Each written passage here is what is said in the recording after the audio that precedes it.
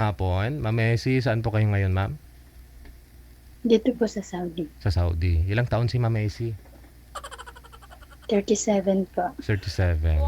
Ano po, Ba't parang wala po kayong asawa dito sa Pilipinas?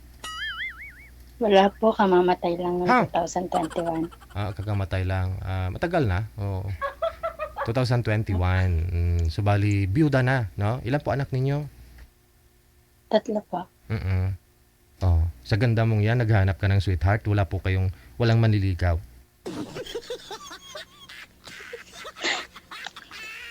Hindi ko alam eh. Wala. Pero Wala naman. may mga manliligaw po kayo. Meron naman. Meron. Pero hindi mo nakita sa kanila yung gusto mo sa isang lalaki. Anong gusto mo sa isang lalaki? Siyempre yung responsable, mabait, tsaka Oo. yung tanggap yung kung ano ka. Oo. Yan. Tsaka yung tanggap yung mga anak mo, ganun. Ilan Simple. nga po ulit yung anak ninyo, ma'am? Ano po, 3, tas may isang apo. May isang apo ka na. Apo, Wala, matanda pa ako sa iyo tapos may apo ka na. Yung panganay ko, 13 pa lang, 13 years old pa lang. maagang lumande. Lami kayo. Lami kayo. Tubong ano po kayo, ma'am, sa ang probinsya? Tubong Pasig po. Okay. Maynila po talaga, no? Oo. So, Apo. ba't po pala namatay si mister mo? Murang edad pa lang, bata pa siya siguro, no? Magsi-60 na siya nung namatay. Magsi-60. Ah, ganun. Ilang taon po ba si mister mo nung nagsama kayo? 57. Bali siya, pangalawang kinasama ko siya kasi yung mga anak ko sa Dalaga. pagkadalaga yun. Ay, okay. Na yung mga anak mo, dalawa, nung dalaga ka? Opo. Oo. Bali, naghiwalay kami ng mga magulang, ng tatay nila ng Oo. 2005. Hindi po kayo kasal dun? Hindi. At tapos po, nung naghiwalay po kayo nun ng tatay ng mga anak mo, nagkaroon po kayo ng ka-live-in. Kasal po talaga? Kasal po kayo? Kasal po kayo ng pangalawa mo na yon? Hindi. Ay, hindi din. Bali, live-in lang din.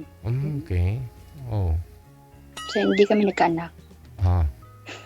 Oo. 60 na siya. 60, ilang taon nung namatay? Magsi-60. Oo.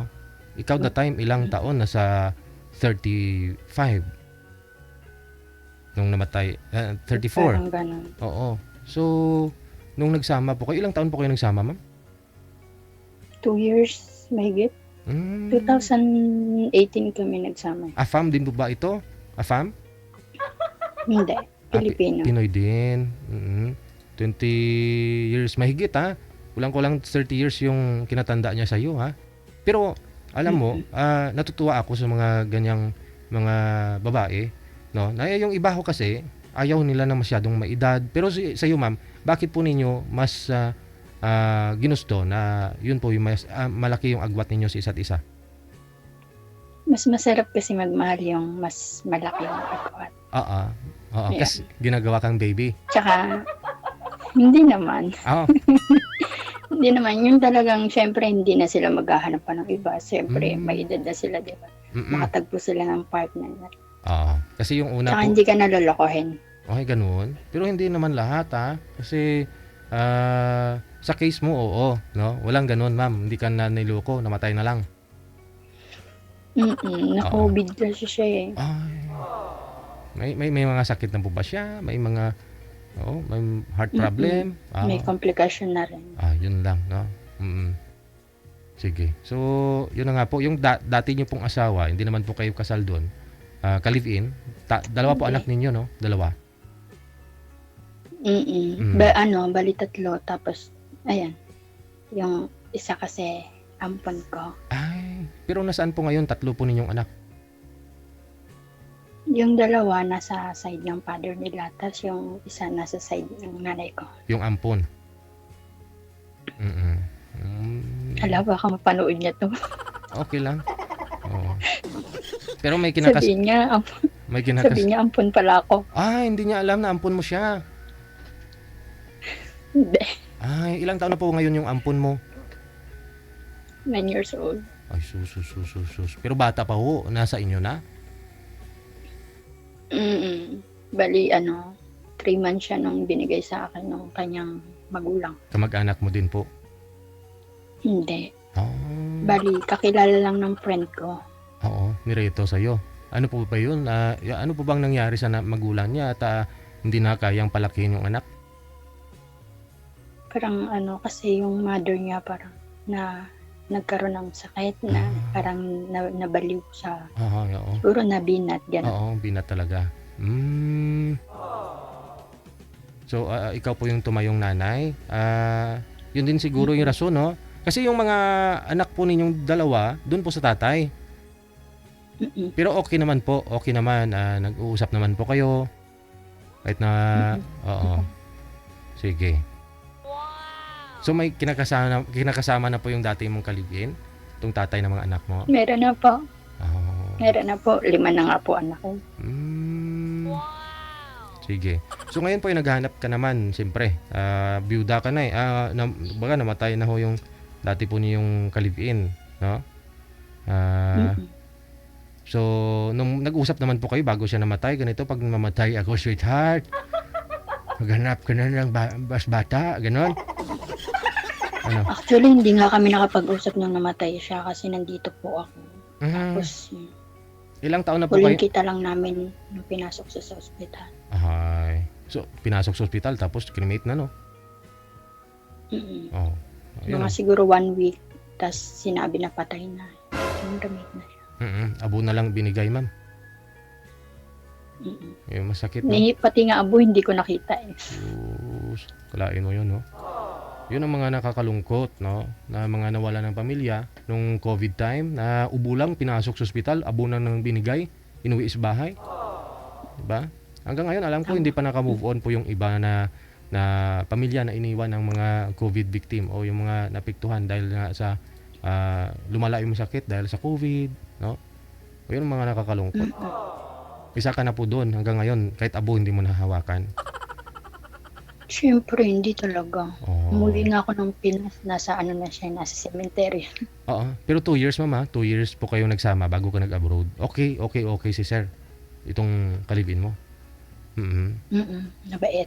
Sobra. Ano po ba? Masabi. Ano po ba trabaho noon at nahulog yung loob mo? Although na mahal mo nga siya, pero sa edad kasi mahigit Hindi, dati kasi siyang seaman. Pero siya, ngayon, nung nagkakilala kami, hindi na siya sumasampa kasi may edad na nga.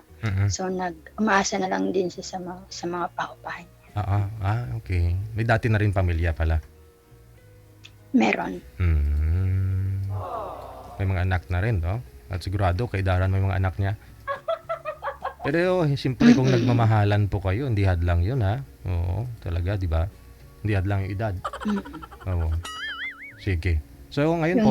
Yung namatay nga yun, hinanap ko yung mga anak niya. Ano sabi? Ayan.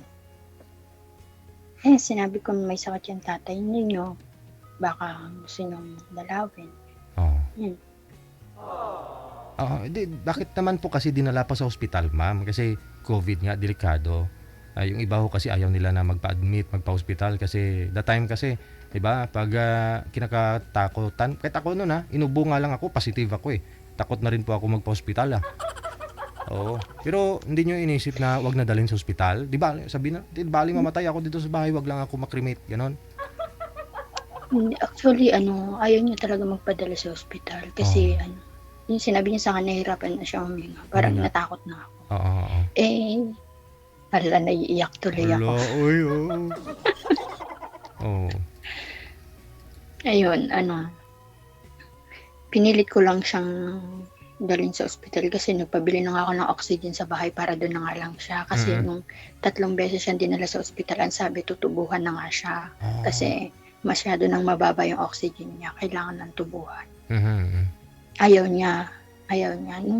Nung pinilit ko na lang siya kasi iba na yung niya.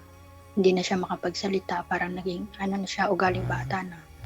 Sabi ko sa kanya, pumayag ka na, padala ka na sa ospital. Tapos yun, dinala sa ospital. Mm. Hindi ko na siya nakausap. Ah. Nung pinasok sa ospital. Wala na. Sinabi na lang sa akin, pagka 7 days, sinabi na, wala na, Mm. bumigay na. Mm. Sa'yo na nga po, naka-move on. Importante, naka-move on ka na ngayon, ma'am. Oo, Oo. magti 3 years na eh. Oo. So, ready ka na maghanap ulit ng ano? Ano pong hinahanap mo sa isang lalaki? Siyempre, yung mabait. Mabait. Yung mabait sana, yung hindi manloloko. Tapos Mm-mm. yung mamahalin yung mga anak ko. Mm. Wala naman sa edad, Hindi no? lang ako. Wala naman sa edad, no? Wala sa edad. Kahit Oo. 70 pa yan. So, paano kung hindi na tumatayo yung tuhod?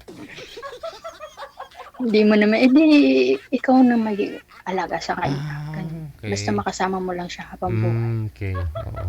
Alalayan kung di makatayo, ma'am, no? Oo. Ikaw yung magtatrabaho para sa kanya. Ayun, no? Oh, maswerte din po yung makakatuluyan mo nito, ha? Mga sir, di po baling 70 senior yung ilang taon po kayo, basta totoo kayo magmahal, alalagaan kayo ni ma'am. Siya yung mag-uubra, siya gagawa ng paraan para tumayo yan. Ay, tumayo yung tuhod mo. Sige, standby ka po, ma'am, ha? Basta kaya pa. Kaya pa. Okay, sige. Standby, ha, Ma'am Messi, mula po sa may Saudi Arabia. Thank you, ha. Saglit lang po, ha. Baka mayroon po dyan, may mag-PPM na po sa amin. Tatawagan po kita ulit. Ayan. Si Messi mula sa may Saudi Arabia.